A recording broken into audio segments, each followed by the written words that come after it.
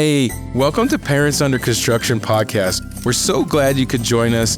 I'm Michael Jarquin, and my friend and mentor, Dr. Ed West, are recording our conversations for the purpose of supporting Christian parents with biblical solutions to child rearing. Our goal is to provoke parents to change ahead of their children. It is what is necessary for this thing called parenting that God has mandated. Again, welcome, and we hope you get something out of these discussions. I had another story in Africa that reminds me of the one I just told you, and I've told you this one before too, of a grandmother who had, I think she had a half a dozen children from probably 3 or 4 years old into 10 years old, who were the children of her. I think she had 2 sons who were truck drivers. Truck drivers in Africa are all over the continent, and they're gone, just gone. And the mothers of the children worked. And so the grandmother basically had the children up through supper. They would go off to school in the mornings, and she would tell them to be home after school, but they wouldn't come home after school. It was six of them. And they hung around together doing stuff after school, but not coming home. And she'd get upset with them when they got home finally for supper. They'd come home eventually for supper. But she needed them around the house. She needed them for help with supper and things like that. I mean, she's a grandmama. Yeah. She's been around long enough to not have as much energy as she used to have. And the kids really could be a help, at least the older kids could be. But the older kids didn't come home, and so the younger kids didn't come home either. And as I talked to her, I realized that she was a very loving person, and she really was fond of her children. I could tell she didn't have it in her to be authoritarian. She could not yell at these children effectively. She might raise her voice at them because she got really frustrated at some point, but it wasn't her style to do that. And it was more her style just to nag or complain or whatever, but in a less aggressive way. And the children just would laugh at her. They didn't care. And that was their life. That's how they lived their lives. She complains that they don't come home from school. They say, sure, yeah, whatever, and they don't come home from school again. Reminds me of my grandmother. She was from Costa Rica, so she had broken English. She would call me Marco David. And when she would get frustrated that way, she would say, Marco David, I'm going to tell you, Daddy. So now here's me respecting who she is as a counselor now. Given that this is who you are, let's try something. I said to her, do your children like bananas? Oh, yeah, they like bananas. I said, do your children like to be with you? Oh, yeah, they like to be with me. I said, are you like a good friend and very popular with? She said, yes. They just don't come. I said, can you afford a banana for each child every day? And she thought about it. She said, yes, she could. I said, okay, here's a plan. Today you buy a banana for each child and one for yourself. That'll be 7 bananas. And tonight, after supper, you tell the children that you bought the bananas, and tomorrow after school, the children who come home from school will join you to read a book and eat bananas. That's all. I said, if you did that, would any of them come home? She said, 2 of them would. They're good. 2 of the 6. Yeah. She said, I said, good. That's fine. So tomorrow, 2 of them come home, eat 7 bananas among the 3 of you. All the bananas are gone when the other kids come home. And when the other kids come home, where are the bananas, Grandmama? Oh, they were for the children who came home. Yeah. We'll have bananas again tomorrow, though. I said, how many will come home tomorrow? She said, 2 more. You're making progress now. You may never get all the children to come home. I don't know. But she said, it's better than what you got now, is to get some of the kids to come home. And you stop complaining about it. Just use the bananas. Don't speak of it, though. The biggest problem you're going to have is to not speak of it. Just do it. You know, it's really hard not to talk out of patterns that we just use when we talk. Yeah, I heard something. It's called nagging. Yeah, I heard something about that the other day that really struck a chord within me was when you begin to feel these strong emotions come into you. Yeah. That's the time when you should be quiet. Exactly. Because, see, the strong emotions stir obsessive thinking. And obsessive thinking compels compulsive conversation. It just comes out. I'm thinking about how awful you are, and it's just, I got to say it, you're awful. Yeah. I'm thinking about how much I suffer, and I just got to say it, I'm suffering. Right. It doesn't help. It's just simply, it's a compelled thought being expressed. Right. And it's a practice and maturity to not say it. Well, and too often we've actually been trained, even us adults, we're trained as children to express ourselves in the opposite way. I'm telling you, it can be useful. Like you and I are talking right now, for instance. If I said to you, I'm getting really mad at you right now, that'd be proper for me to say that, rather than me getting mad at you and then finally slugging you. It'd be better for me to say, I'm getting really irritated with you right now. And you would say, wait a minute, why? And we would have a conversation about it. And perhaps we could defuse the whole thing. Do you see that? Perhaps. All right. That may be true. But with children, the conversation is nurturing. I don't care what you're talking about, it's nurturing. And the younger the child, the more this is true. You talk to a younger child about anything, and part of it, at least, is nurturing. Some of it is information. Most of it is nurturing. The younger the child, the more nurturing it is. And so then you say the same thing to this kid. How many times do I have to tell you? I don't know yet. I don't know yet, but I love it when you say it. How many times do I have to tell you? Here we go again. Keep on saying it, Mom. How many times do I have to tell you? I love it when you say, how many times do I have to tell you? I don't know yet. I like it when you say it.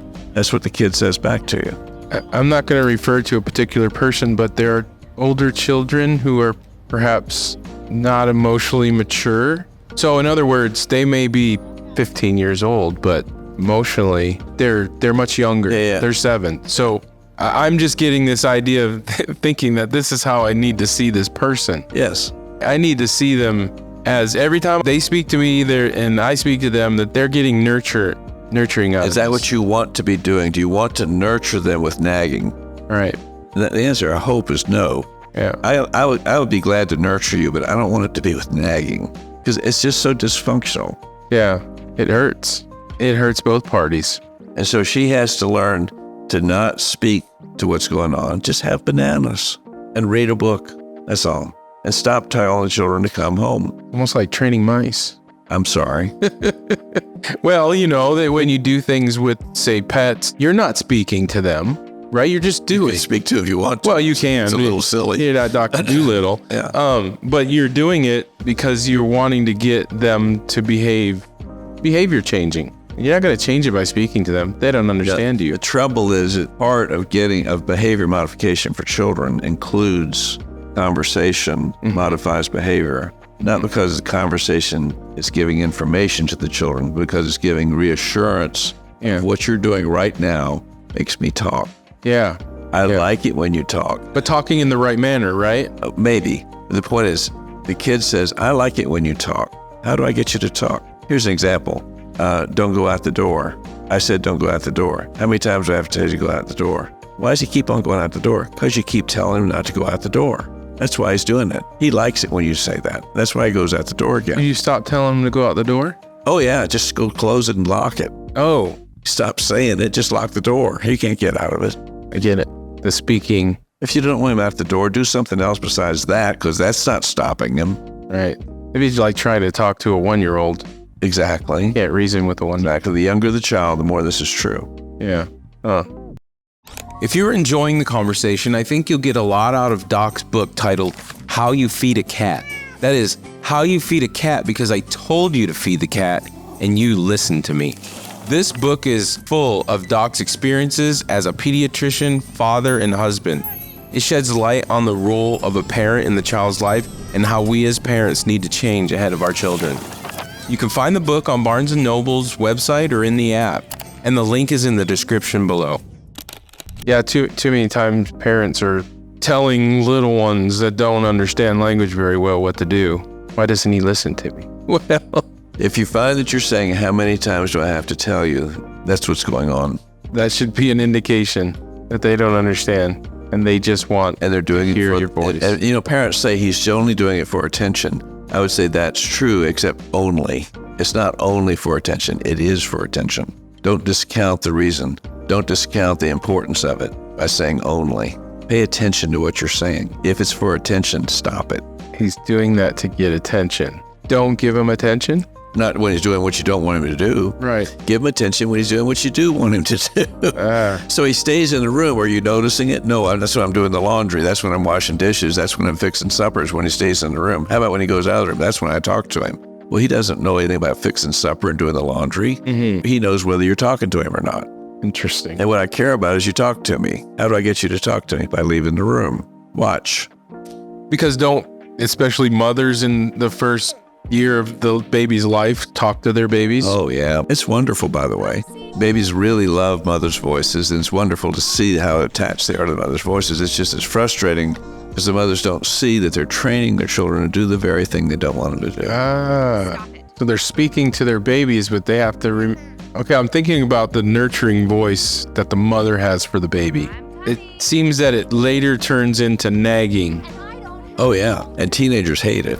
Babies and young children really like it. But the older the child, the more obnoxious it is. And finally, it becomes just rancorous and irrelevant. So the child grows out of wanting to hear the parent's voice? Yeah, because it's so obnoxious. But in the earlier stages, they actually want to hear it. They want to hear it, and this is how they get it. What if the parent doesn't become nagging, but rather uses the nurturing voice? You use the nurturing voice when the child's doing what you want him to do. What you want him to do, he will do it again. And now you're training him to do what you want him to do. That's when you talk, is when he's doing what you want him to do. And when he's doing what you not want to do? If you can't express it clearly, authoritatively, and it works, it'd be best not to speak. It'd be best to stop it. Just an example, the kid's walking through the door. Let's say an 18-month-old walking to the door. If I said no, would he stop? I know whether he would or not. Mm-hmm. He walks to the door. I say no. He stops. I got what I wanted. That's fine. Okay, he walks to the door. I say no. He looks at me and smiles and keeps on walking. Yeah. That's not a kid you say no to. That's a kid you shut the door and lock it. Because if you keep on saying no, you're going to teach him to walk out the door. I'm thinking of a child my wife takes care of right now. He's 2 going on 3, and he's doing all the things she doesn't want him to do. Yeah. And I have a feeling she's speaking to it, and he's wanting to hear that. That's right. That's right. To speak to him and it works is fine. But to speak to him and it doesn't work, that's not the answer. If you had a 6-month-old crawling out the room, which is, at least he's creeping out the room. He doesn't really know what "don't go out the room" means yet, but he is going out the room. Right, so... Would you say, no, don't go out of the room, or would you go get him? Should go get him. Go get him. You don't need to speak when you do that. Just go get him. But many parents speak when they do that. No, honey, don't go out of the room. What does he learn from that? 6 months old, nothing. He doesn't know what "don't go out of the room" means. He doesn't know what it means, but he does know you talk to him when he crawled that way. And now you have a 9-month-old who knows how to get you to talk. By crawling that way, he gets you to talk. He still doesn't know what you're talking about, but he does know you talk to him when he crawls out over there. Well, then let's talk about how a 3-year-old perceives things. I've heard you say before that a toddler, everything is a game. If you're not speaking to him, let's say he's walking out the door and you just go get him, right? Without speaking. But that could also be a game too, no? When I run out the door, he or she comes gets me. If you're enjoying it, it's fine with me to do it. If you're not enjoying it, don't make it a game. Go lock the door. Put your chair up in the door so he can't open the door. There's 1,000 ways to keep a kid in a room. Well, there's a situation where the 2 toddlers are together, boy and girl. One is going on 3, the other one just turned 2.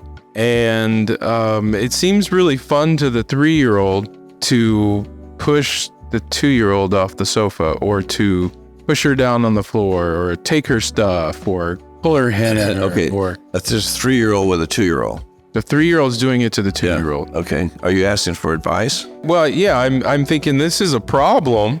How do we deal with this? Is it her or he? He. Does he know how to sit on the sofa by himself? Yes. Okay.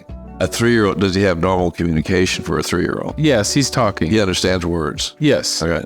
So I would give him, I'd have a 2-year-old now who's clueless, probably. The 2-year-old doesn't speak as much, is a girl, The 2-year-old's pretty much smaller. So I would have a conversation with him without the 2-year-old around, interfering with the conversation. I would say to him something like this: it's important that you leave your sister alone when you sit on the sofa. I'm going to help you learn how to do that. If you push your sister, or if you somehow try to get your sister off the sofa, you'll be wrong. Please don't do that. If you do that, I will take you to your room until you come and tell me that you're sorry. Yeah. And then we'll do it again. Yeah, we've been practicing that. And that's how you do it. All right, so once you've confronted him, you say, look, I'm giving you a piece of information. It's not right to push your sister off the sofa, and I will respond to it if you push your sister off the sofa, and you will have to agree with me that you were wrong before we go further with it, and then you're going to do it again. You're going to learn how to sit on the sofa without pushing your sister off the sofa. I will teach you by training you, putting you on the sofa with your sister, and you will not push her off. Now, are you ready? Sit here, and here's your sister right beside you. You're doing a great job. Thanks for not pushing your sister off the sofa. That's how you do it. See, you're not pushing her off the sofa. That's how you do it. How long? 30 seconds, a minute. Stop it.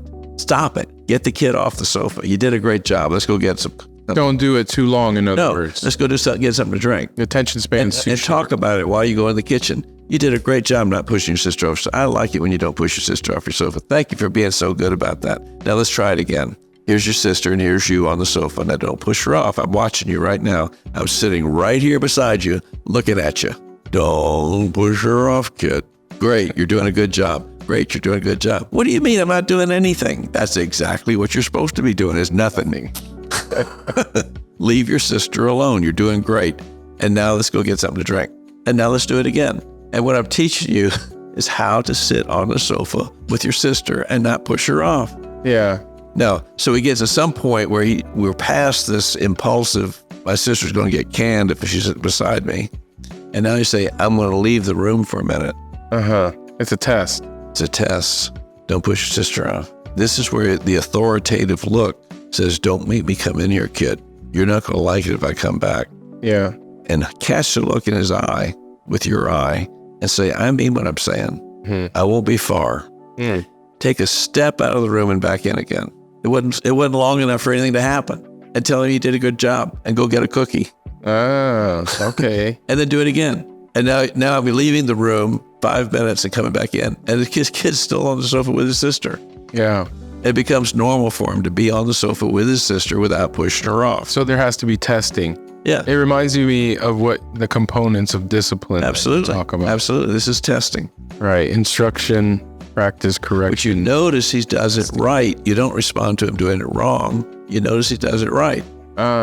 When he does it wrong, he's canned, because the only reason you could possibly do it wrong, given that how much I've talked to you about this and how much I've worked with you on this, the only reason you could possibly have for doing it wrong is because you don't give a hoot and you're going to do what you want to do and you don't care what I say. That's why. And that's a bad attitude.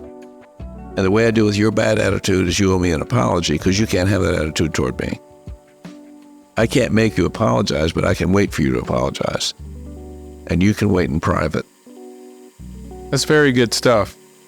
Conceptually, practically, with little children, with teenage children, all the same, right? Well, I think it was a good talk.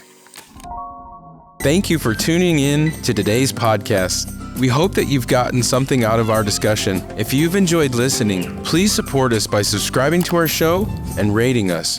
Bye for now.